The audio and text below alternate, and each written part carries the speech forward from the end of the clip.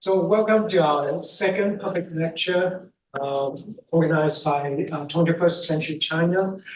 Today we are very happy to have Professor Ji Li from UCI School of Law to speak for us on the subject of how Chinese firms use U.S. law to cope with rising tensions. Professor Li joined UCI Law in July 2019 as the journalist and long professor of U.S. China Business and Law. Prior to his appointment, he was a professor of law at Rutgers University, where he also served as a member of the associate faculty of the Division of Global Affairs. Professor Li received his PhD in political science from Northwestern University and his JD from Yale Law School. After law school, he worked for several years at Sullivan and Cromwell, LLP in New York. Professor Li's teaching and scholarship cover a broad range of topics, including Chinese law and politics, international business transactions, contracts, comparative law, and empirical legal study.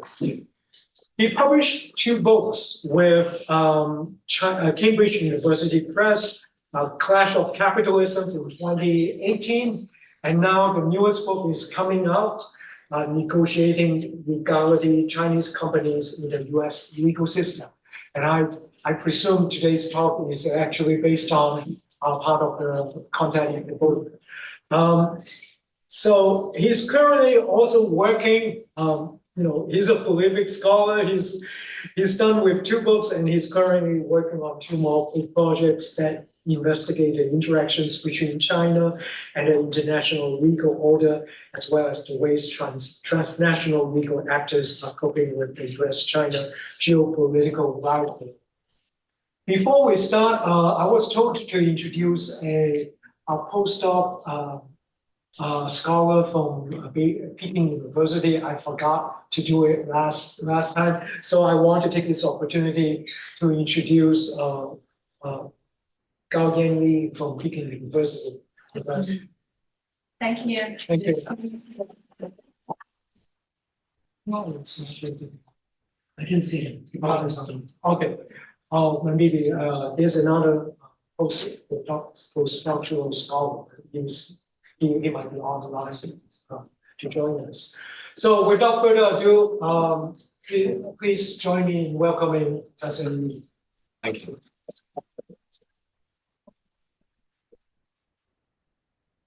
Thank you all very much. Thank Pai for the general introduction. It's really a pleasure to be back. 6 years ago, my first book came out. I also presented right here in this room, I still remember. So great. So this is the second one. I just keep working on research project that revolves around Chinese transnational actors.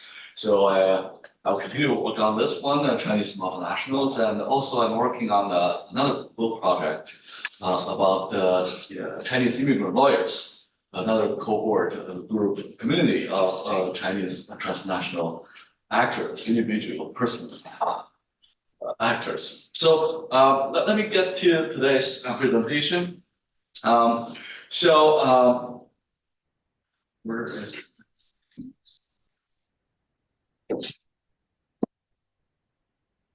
Oh, okay, you have that choice. Just right here. All right, so 2011, right? This is this statement by Joe Biden, right? It was back then a honeymoon, right, between two superpowers, rising one and the dominant superpower. And if you can, this is the trajectory of Chinese FDI. If you look at starting from 2011 to 2016-17, it was just upward trajectory, right?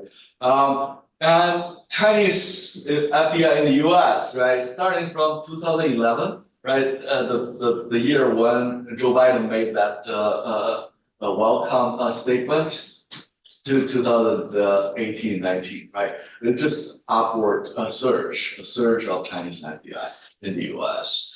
However, this is what happened. We all know, right? So after Trump's election, the U.S. government's attitude toward China made a U-turn. Okay. Thank you. So this TikTok became the company that got stuck in between a rock and a hard place, right? As the collateral damage of U.S. China geopolitical tensions.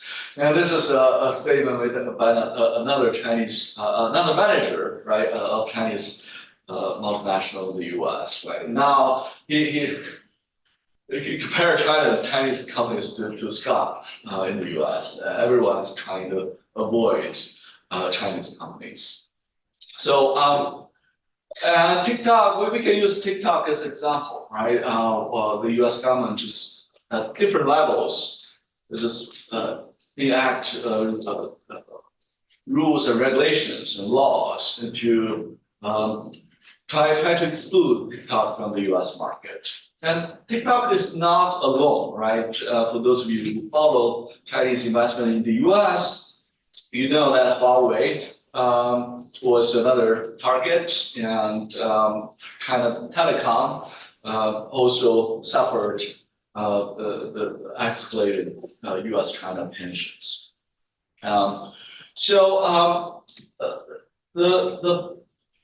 Well, in their view, right, all the hostile treatments of Chinese multinationals take different forms, right? They can be laws and regulations targeting Chinese companies or sanctions aimed at Chinese firms, or just enhance the regulatory scrutiny, right? Even though the law in the paper, law in the book doesn't change, the law in action has become more hostile towards Chinese companies. And also zealous prosecution in the US targeting Chinese parties. The China Initiative, I believe you all know about it, right? Or heard about it, is really a good example that illustrates zealous prosecution aimed at Chinese parties, mostly scientists and scholars. Right. So, in other words, the business environment for Chinese multinationals in the U.S. has become extremely hostile. And so there are two types of coping strategies. Right? If you put yourself in the shoes of a manager of Chinese multinational, then you can, of course, adopt some business coping strategies. You can downsize your U.S. business. You can exit the U.S. market, or you can reorganize, right, to stay out of the sensitive sectors. Well, some actually have delisted from the U.S. stock market, etc. A limited number of business strategies to cope with this new political environment.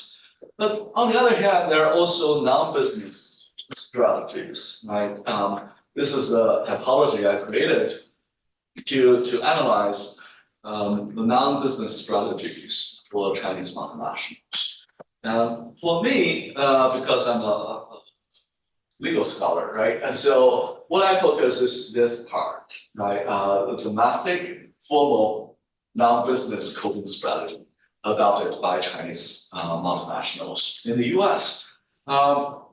So this is just a great question. Ask them, if you are treated unfairly by a U.S. government body, I'm sorry. I'm taking come my kids. So this question is, if you are treated unfairly by a U.S. government body, what do you think you would do, right? What kind of non-business strategies will you contemplate, right?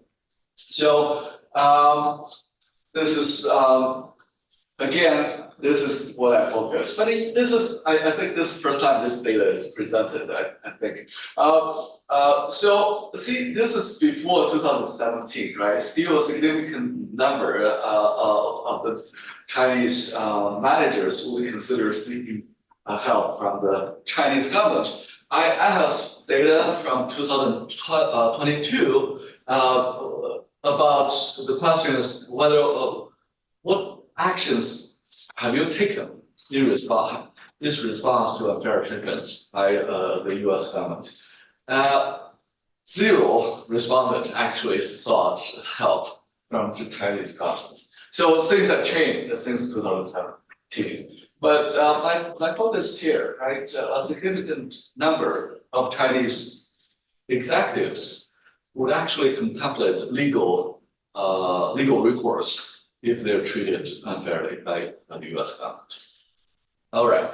So with the legal weapon, right? This is the idea. So this is a quote from an interviewee, right? So when push comes to shove, we will sue the U.S. government. After all, this is the country with the rule of law, right? So why litigate? It shows that, first of all, there's enough interest at stake, right? Litigating, suing the U.S. government is extremely costly. You don't do it if there isn't enough interest at stake. And also, the inclination to litigate against the U.S. government shows the confidence, the faith of Chinese executives in the advocacy of litigation, confidence in the independence and authority of the U.S. judiciary. We can compare TikTok's reactions in the U.S. and India, right? It was banned first in India. It didn't litigate. It just gave up the market. But, well, of course, in India, they didn't make money, but still, this is enormous potential market. Nonetheless, they just gave it up, right? They didn't litigate. In the U.S., you all know, right?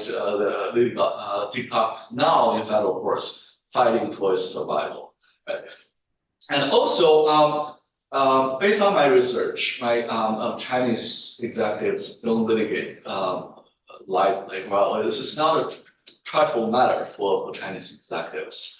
They only do it if they consider there's no other alternative, right? This is the last resort. All right.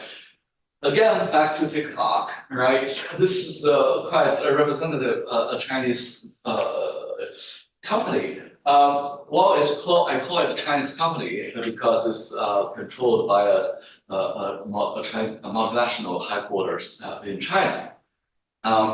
This is really broadly defined term. So TikTok initially had very little legal litigation in the U.S. And then the number of lawsuits started to surge in 2012, 22, 2023. It became heavily involved in lawsuits in the U.S. But if you break all the lawsuits down into two categories, right? The number of lawsuits involving TikTok as plaintiff, cases where TikTok go to court to sue someone else, or TikTok's litigate cases as defendant, they were sued, they were brought to the courts.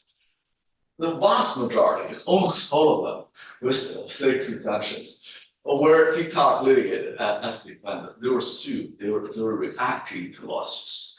But among the 6 where TikTok actually initiated the lawsuit, 3 of them were filed against the U.S. government entities, either state or federal level. And this is, if I did this, it will be 4 now, because now recently, we all know that TikTok is in federal court against the Congress legislation which gave TikTok 270 days to exit, to divest, right? All right, vast majority of the cases were patent cases, IP cases. TikTok is not unique, right? If you look at Huawei, Lenovo, and Fuyao, others, three high-profile companies. You see that, especially Huawei, right? It is the same type of upward trajectory, followed by some drop. And again, you can see the timeline for the drop, right? And then assert again, many of the cases here were filed against the federal government, U.S. government. All right. So this is really a long introduction to my book, which is about Chinese companies in the U.S. legal system. I propose a theoretical framework. I argue that the Chinese multinationals in the U.S. really are transnational actors that straddle two institutional settings. They, of course, because they are corporate entities in the U.S., they are under the influence of the U.S. institutions, formal and informal, right? Coercive isomorphism is obvious, right? They have to comply with U.S. laws, otherwise they will be penalized. But on the other hand, they are constantly under the influence of their home state institutions, both formal and informal. So this is the analytical framework, right? It borrows from both institutional economics and sociological institutionalism. And the questions I ask repeatedly in my book are, the effect of state ownership and cultural differences between the two countries, the gaps between the two informal institutions in China and in the US. All right. So methodology, it's mixed methods. I collect survey data in collaboration with China General Chamber of Commerce for almost 10 years.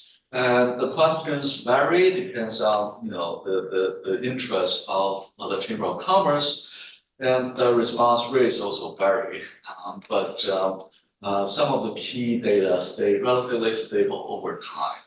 And I did 176 interviews with people having firsthand knowledge about Chinese companies in the US. And also I reviewed a vast amount of judicial archival data. All the federal cases that involve the about 200 companies that responded to 2019 survey sent out by CBC. All right, so I'm going to present some empirical finding here about Chinese companies' interaction with the U.S. legal system. So if you want to learn more, please, you can use SD, I'm sure have digital access to the digital version of the book. So please download it and read it. So first, the cultural difference, right? In China, this is still debatable, right? There's this understanding that social norm and cultural understanding discourage people from escalating disputes, right? Well, it's debatable, right? All sorts of factors should be considered, but I think, relatively speaking, right, Chinese business people are less litigious than their counterparts in the U.S. So I asked them, the question is, compared to the preference in China, when a legal dispute occurs in the U.S., is your firm more likely to litigate or settle, or about the same? The preference is the same. And surprising, well, I don't know, it depends on your angle, right? Actually, the majority of them are more likely to settle in the U.S. than in China. Now, why is that? Right? Here in the U.S., you have independent judiciary, right, which is can make a difference, right? But then it seems that the Chinese managers try to stay away from litigation. All right, it seems that both cause the concern, and this normative reluctance to sue seem to play a role. So this results suggest that both rational choice scholars and social legal scholars are right, right? It totally depends on where they start their analysis. All right, and another angle to this research is, about internal legal capacity of these Chinese companies in the U.S. Right? So, do they have in-house counsel? And if they do, who are these in-house lawyers? And interestingly, again, the data show influence of both home state institutions and host state institutions. Right. So first of all, the majority do not. The majority do not have full-time legal managers at their U.S. Companies. But for those that do, very interesting, right? Some of them actually have U.S.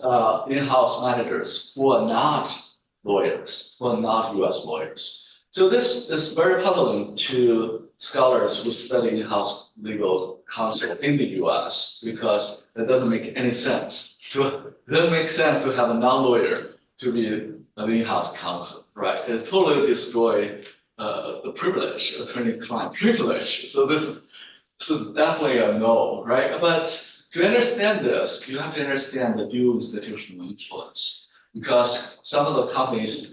Many of the companies that do not have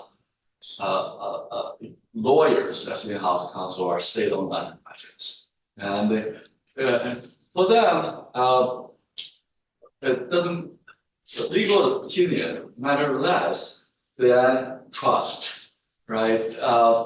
An in-house counsel will have access to a lot of corporate, high-level corporate information, and they need someone with trust to take that position. Not just a lawyer, not just a lawyer, U.S. lawyer. Also, that person must know a lot about how SOEs operate. And the U.S. lawyer normally doesn't have that knowledge.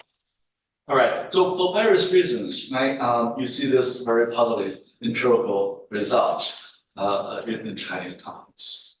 Another a chapter of the book explores how Chinese companies interact with U.S. lawyers. Right? Do they trust lawyers?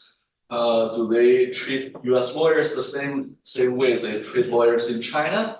How do they select lawyers? Right? So it seems that there's quite some adaptation here. Right? They focus a lot on their practice experience. They care about experience more than fees. Right?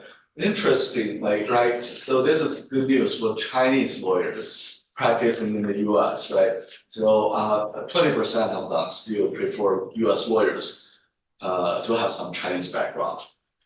All right. So this is a case study. What was one of the cases I drew from this is Lenovo's use of lawyers in their lawsuits.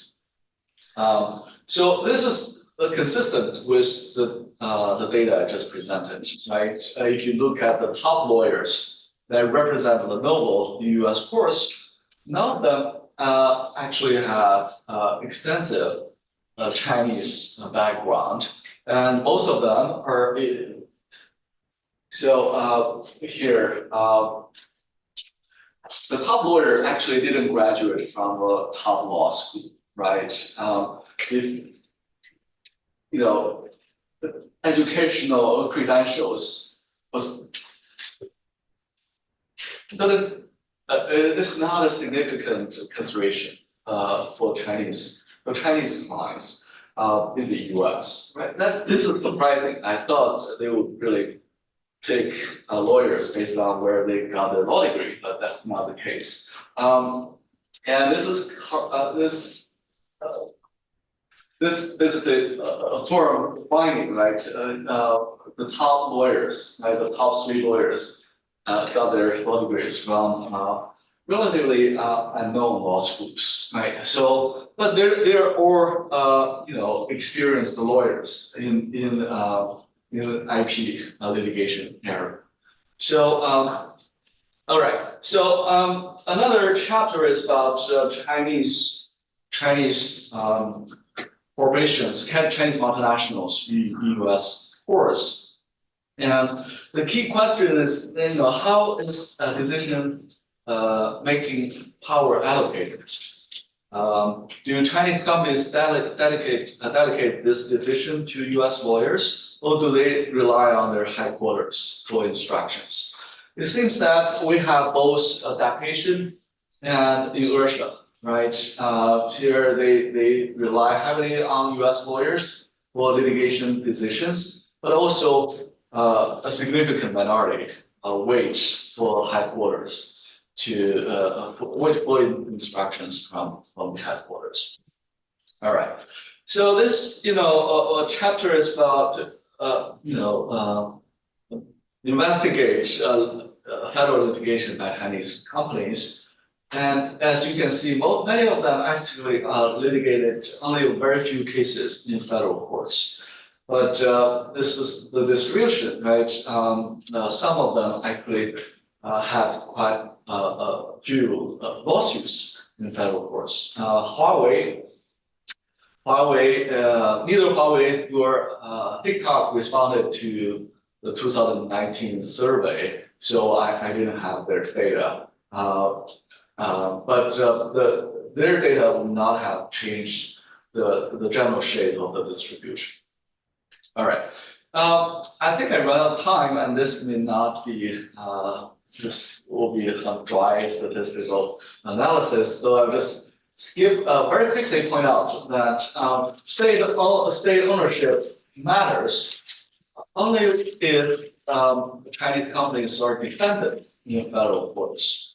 And then, so it doesn't matter whether or not you are state-owned enterprises when you litigate, when you initiate lawsuits in federal courts. And then I also in the data analysis I incorporate several other variables concerning cultural differences, listing status, and in-house legal capacity. Some contributions. In the interest of time, I'll skip that. Questions for next book. This second book ends where Chinese companies have stepped into U.S. federal courts. The next book is about what happens afterwards, right? So TikTok is now litigated in federal courts. If it prevails, it will change U.S. jurisprudence with regard to First Amendment as applied in digital platforms, and also shift the U.S. law with regard to the separation of powers, right?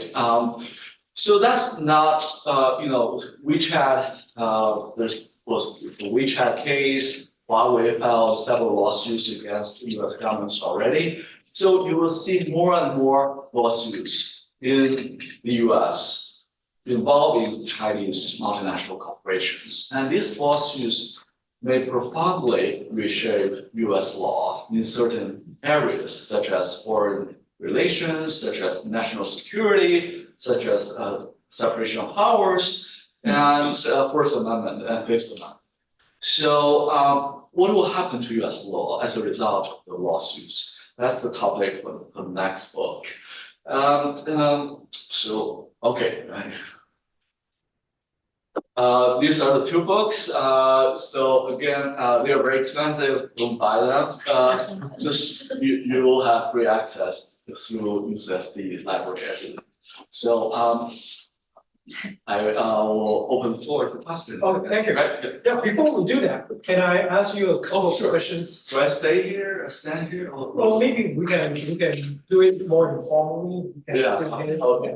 and take As questions. long as you speak, I will speak loudly. Yeah.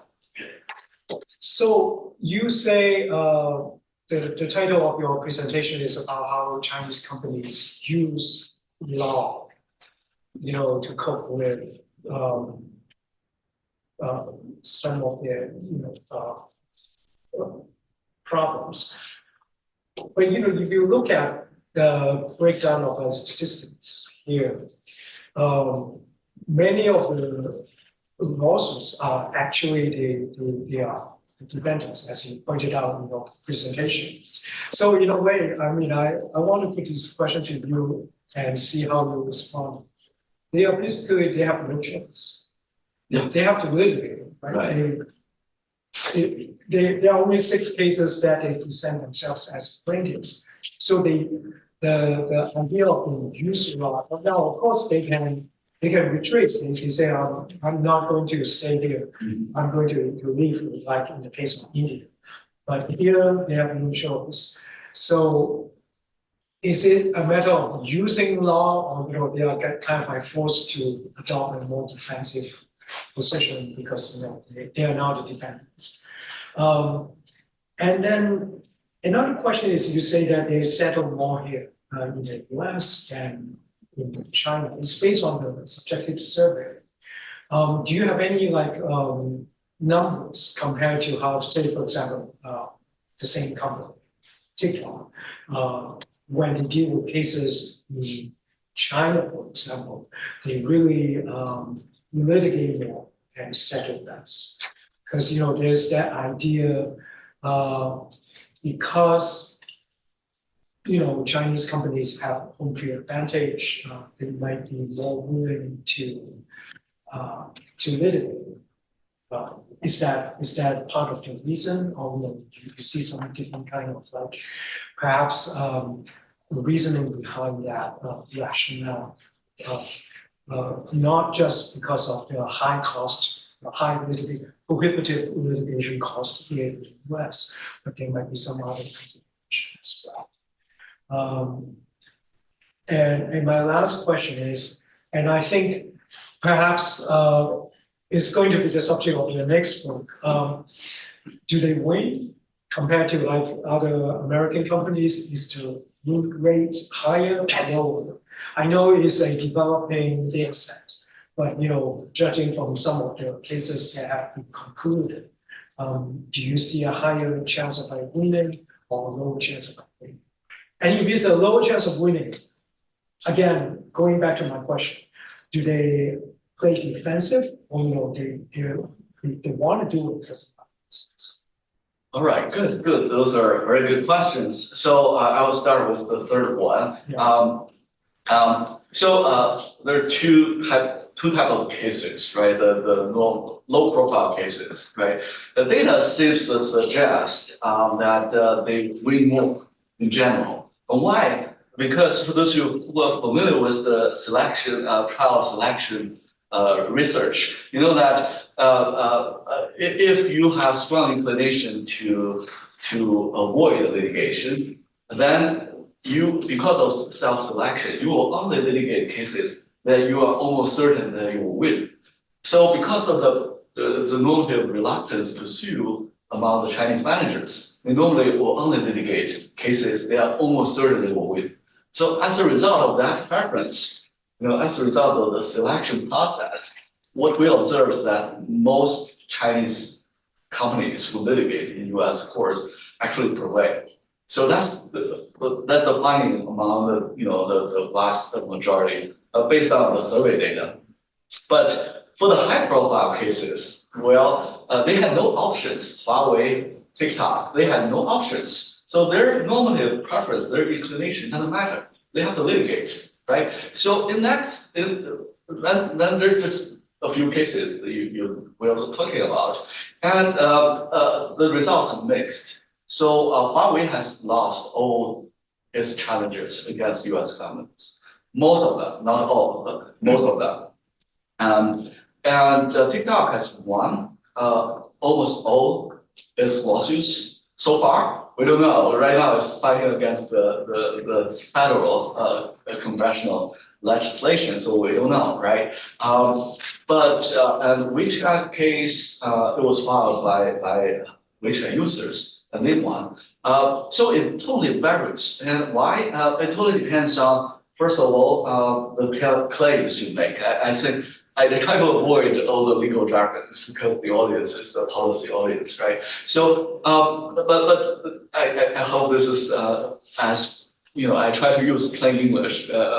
So Huawei claims basically based on challenging the federal agency action as capricious and arbitrary. It's based on APA, Administrative Procedure Act. So that legal base, those claims are very hard to make and to win. And TikTok has made its claims based on First Amendment freedom of speech. It's relatively easy. So because of the legal claims, the nature of the legal claims vary across the different companies. Huawei cannot make a freedom of speech claim because of the nature of this business, right? So different companies just have different odds to prevail in U.S. courts. So that's an important variable. So for the high-profile cases, the Chinese companies have no options. They use the law as their last resort. So their motive inclination doesn't matter, and totally the outcome totally turns on their legal claims, how robust the claims are. So that's my answer to the third question. And then the first question is I always basically already answered it, right? Most of the cases were litigated as with the Chinese companies as defendants, not plaintiffs, right? They try to, in general, I think the normative influence still exists in existence, and they try to avoid litigation because of the cost concern and because of the cultural reluctance to sue. So that's why you see most of them litigating as defendants. Yeah. And then your second question, actually, I don't remember. Well, my second question is based on settlement, and it's based on the survey results. Right. But they are like right. It's just hard to. This is actually a key question in the literature about the culture to litigate, right? It's almost impossible empirically to test because there's just so many variables out there, right? If you settle more in China, then if you litigate more in China than you do in the U.S., how do you control the two environments for litigation, right? There's just so many lawyers. We always say, a lawsuit involves a million moving parts, right? So it's just impossible unless you have like some kind of natural experimental setting. Otherwise, it's just impossible to empirically test that hypothesis. So that's why I relied on the survey data. I just asked them, if you have disputes in the U.S., are you compared to what you do in China, are you more likely to litigate or to settle? But this is just, survey data, right? It has always problems, but objective data, even if I get it, right, if I look at the number of lawsuits involving Huawei in China and the number of lawsuits involving Huawei in the U.S., I can't draw any definitive conclusion from the two data, right? So, yeah. Yeah, I'm very curious about your response to my third question because your answer is basically an answer from a legal scholar. So, in a sense that TikTok law is more is stronger. They have a stronger legal ground, and so as it turned out, they are more likely to win. Whereas Huawei, they're using a difficult part of the law, and so it's more difficult for them to win. But I guess as a law and society scholar, I want to look beyond the law and think about some other reasons, maybe ties to like national security concern, politics, and also the things. Definitely, there's definitely that aspect to it. And actually, a social legal scholar probably want to ask more interesting question. Why did Huawei get itself into this position, right? Why did it become such a target? And also TikTok, right? So Huawei, one of my chapters actually use Huawei as a case study. Right. So remember the chart, the table I showed you about the decision-making power allocation. Right. For Huawei, a lot of the litigation decisions were actually made by its headquarters in China. So Ren Zhenghui is actually making about lawsuits, litigation in the U.S. Right. That's from a U.S. lawyer's perspective. That doesn't make sense, right? You cannot, as a lay person, right, embedded in the Chinese institutional environment, with little knowledge about U.S. law and the litigation system, you can't make a sensible decision with regard to U.S. litigation, right? So I'm not surprised that Huawei has failed so many times in U.S. courts. Its legal strategies. It was not made systematic, not made strategically. Right. So, I mean, that information is public. Some former Huawei employee published a book, Amazon book, detailing right how decisions made at Huawei with regard to U.S. Lawsuits. But TikTok has fully adapted to fully localized its decision making in the U.S. So I think its strategies are more successful in that sense. Again, you have to analyze that in relation to the legal claims they make, the industry they're in. So First Amendment claims are relatively easy. Relatively. So there are many very interesting social legal questions, right? What would explain the variations across different Chinese companies in their litigation strategies, right? That's not, well, their industry and the claims they can make is one important variable, but also there are other variables out there, social legal variables. Sure, for sure, and that's a very important aspect of this. Right, definitely. I'm sure there are a lot of questions from the audience, either here in the room and yes. A question from online. This one's from Mark Cohen from Berkeley. He had a lot of helpful comments that I will email to you, but his question is, how do you evaluate win rates in litigation? Suing the U.S. government when it involves an exercise of foreign affairs authority is likely to be a very arduous task, of course. However, IP-related cases are often more routine, especially in the case of patents, and can be part of a global campaign. Moreover, due to the declining transparency of Chinese courts, it's difficult to compare with U.S. domestic win rates, although generally win rates are higher in IP-related disputes in China. IP cases also offer an opportunity to compare how the U.S. handles a matter with other countries, which may further restrict the exercise of local discretion in adjudicating cases. And he's noted that, in IP matters in recent years, Chinese firms have been reallocating ownership of U.S. rights to China, with increased interest in monetizing patents if companies like Huawei are otherwise blocked from selling products. So yeah, how do you evaluate the different win rates in litigation across the U.S. and China? Yeah, so win rates actually is not an important part in my book. My book stops at the number of lawsuits litigated as plaintiffs as defendants. But I did ask in one of the survey questionnaires, about the win rate of the Chinese. So it's really based on the reports of the Chinese survey subjects. So that's how I did it. Of course, it varies across different subject matter areas, right? And for big companies that litigate hundreds of cases, it's really hard to say, to give one simple answer, right? So, but for me, for my research, I rely on the reported data. And say hi to Mark, please.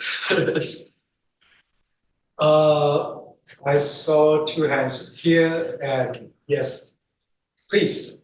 Hi, so thanks for presenting this really interesting research. I was curious if you could explain your findings about SOEs a little more. Why does being an SOE matter? Do SOEs receive different types of litigation than private enterprises? Yeah. I was also wondering if you happen to see any impact from the rise of party organizations in terms of litigation, especially now party organizations have greater powers in SOEs and are assigned board members and such. So I was wondering if that's part of the story at all. Thank you. Right. Thank you. Very important question, actually. So, across all the chapters in the book, I found SOEs to be significantly different in several aspects. So I'll just talk about two of them. One is their employment of in-house legal managers, and then we'll talk about the last chart table I presented. So based on my research, I find that SOEs are more likely to employ layperson as their in-house counsel in the U.S. Right? I alluded to that during my presentation. So why is that? Well, first, SOEs have form-specific information that's very unique, right? You have to develop your career internally in order to understand how SOEs make their decisions, right? Why it takes so long to make sometimes what appear to be very trivial decisions, right? Because of the bureaucratic incentive mechanism. And also trust, right? As I mentioned during the presentation, SOEs,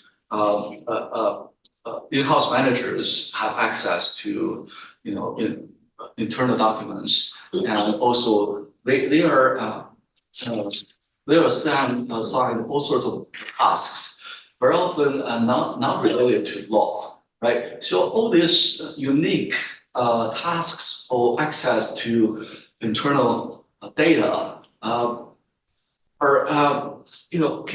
only available to someone that has gained trust of SOE executives. And that trust has to develop over time, right? Within the SOE's structure. So you cannot reach out to a U.S. lawyer, and you cannot hire a lawyer through the market recruiting system, and then just trust that person, right? Especially given what happened to ZTE, I think, and Agricultural Bank of China. Right. In both cases, right, internal corporate information was leaked and it was reported to U.S. government, and both companies suffered dire consequences. So I think that was a wake-up call to a lot of Chinese companies, so that they don't trust outsiders that much. So that's why you see SOEs actually rely on expatriates more as in-house counsel, and they rely on layperson more as in-house counsel, because that layperson is very often the expatriate. There's strong correlation between the two. All right. So, and SOEs also appear to be a significant variable. State ownership is a significant variable when it comes to litigating as defendants in U.S. courts. So this again, in my book, I qualified my interpretation. This is just correlation. It's hard to make a causal argument, but based on both that finding and my interviews, it seems that state-owned enterprises are not very efficient when it comes to settling disputes, right? It's a dispute that could have been avoided if it's less costly to settle, or litigated by SOEs because of their slow decision-making process, because of their non-economic concerns. So I can give you an example, right? There's this case where Chinese SOE was sued by a U.S. party, and his lawyer suggested settlement, but the SOE manager decided to litigate, regardless of the cost. Why? Because the settlement will be considered by the headquarters as admission of fault. Whereas litigation, everything will be in the open, and even if the company loses the case and have to pay millions of dollars of damage, everything's in the open, right? There's no suspicion about under the table a settlement. So then the manager will not bear the responsibility, because very often the cause of the lawsuits is something that have been done in the past. So the current manager, the current decision maker, will not bear the responsibility. So that's a good example that the inefficient decision-making process at SOEs sometimes prevent the dispute resolution and often trigger escalation of disputes to lawsuits. So that's my the explanations I made in the book. Also made some other suggestions, but they are relatively less, I think, interesting than the one I just made. Thank you for the question. Good afternoon. How many companies are now operating in the United States, and what industries are they in? Right. So this is a current research I'm working on with the help of a student here. Based on what we found right now, there are like 578 companies with significant investment in the U.S. or listed in the U.S. stock exchange. So they have a substantial exposure to the U.S. jurisdiction. Yeah, but there are, I believe, hundreds of small Chinese investors with some investment in the U.S. Like many of them do it because of their application for green card, right? If you invest $500,000 in the U.S., then you'll be able to get green card, the investment visa, right? So there must be hundreds and thousands of them. But if we focus on Chinese companies with substantial investment in the U.S., now our data set includes 570 something companies in the U.S. And what industries are they? Oh, they all vary, right? They all vary. So interestingly, in the book I pointed that out, right? So in contrast to Chinese FDI in developing countries, which tend to concentrate on natural resources, infrastructure, right, and whatnot. In the U.S., Chinese FDI actually is scattered around. They invest in all sorts of sectors, industries. So you know, well, of course, what happened after 2018 is that they tend to stay away from sectors that are highly sensitive with clear national security implications. Thank you. Yes. Okay. Please. Well, thank you for the great presentation. My question is, based on your analysis, your R square is pretty slow. I've been wondering, is that because you have a lot of variables which has been omitted from your model? For example, the type of industry, the size of growth, and whether what type of industry also includes what kind of cases involved. Or liability issue, or patent infringement, or some others. So we'll probably, need to add more variables. And also, your dummy variable for state-owned enterprise, that one, I want to know whether it's just because most of the cases in your analysis, like 142 cases, most of them are actually state-owned enterprise coming to the United States. So what kind of, you always see the cases, that's as economics, I'm interested in that. Right. Good. Thank you very much. So I'll first the technical question, right? So I for this, because of the distribution, I use negative binomial distribution test. So the R square is actually quasi R square. I don't think it should be very high. I would be surprised if it's actually high. So I'm not surprised it's a relatively low number. And also, yes, I agree, totally agree with you. There's lawsuits. Every lawsuit is unique. There are a lot of idiosyncratic factors, right, to all these cases, and many of them probably are not incorporated in the test. But because they are idiosyncratic, so I think I hope that they don't actually implicate the findings that much. But of course, it would be great if I can include more variables, but also the number of variables is kind of limited by the number of cases, right? The number of observations. I decided, right, I had to make a choice. So I decided to include only the key variables of my interest in the test, because otherwise I lost, I just don't have enough power with the number of observations I have. Sorry, so what was your second question?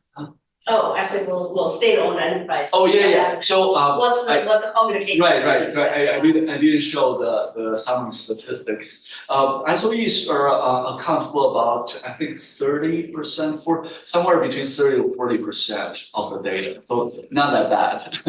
Yeah. Thank you. Perhaps I'm a sociologist. I don't find the R square to be low. I was actually surprised it's quite high. And given the number of variables, there's no external variables. It's just about this time, and the coefficient on the defendant and the SOE status. Is a very strong coefficient. Right. Just based on that. Anyway, I mean, for me, 200, 300, 0.2, was really good, especially given the number of variables. This gentleman has a question. Yes, thank you, Professor Lee. I remember there was a pie chart in your presentation saying that 64% of the companies are wanting to settle, and around 20% want to do the same thing as in what they do in China. I find it hard to believe that the Chinese company in domestic courts, they will lose, SOE will lose courts fights in terms of litigation. So have you talked to them? The reason why 64% are willing to settle here in the US is that because they feel like they're very confident that they can win the litigation in China, and they are not so sure to win such thing here domestically. My second question is that you mentioned about one of the managers saying that they would rather go to litigation because for settling is admission of guilt. Is that because of that manager is not familiar with the legal system here? Because by settling, it means not admitting to guilt, not admitting for any wrongdoing. That's why we settle. Is that that because of that middle manager was not trained by legal system here domestically? Good. So both good questions. So second, I'll answer the second first. It's not the local manager, it's the headquarters, right? Because they're concerned that the headquarters will consider the settlement as admission of guilt or suspect some under the table dealing, right? So it's really reflecting the perception of what the headquarters believe. And the headquarters, they're all in Beijing and Shanghai, China. So they reflect, their perception, their schema, right, the system of understanding definitely reflect the Chinese institutional influence. Definitely, so, they don't understand what settlements indicate in the U.S. And it's in China, right? If you settle easily, that means you feel that your legal position is not strong enough, right? You think you have made some. You're responsible for some wrongful action. Therefore, you want to reach out to settle, right? That's the best they can understand interpretation of stuff. And so your first question, about, the preference for settlement. Yeah. That's a good, hypothesis. I believe, I have to check, but I believe I did, test that, while I was doing the research, and, SOE, a state of ownership was not significant in my test. But I can go back and test again. But I think that's a very good hypothesis. I think there's definitely theoretical validity to that hypothesis. So, I think, I have to check again, but very good point, very good point. Maybe SOEs prefer to settle more in the US because in the US, they are now treated more favorably by judges, right? Very good point. Thank you for all the questions. We're at time, so thank you very much. Thank you very much.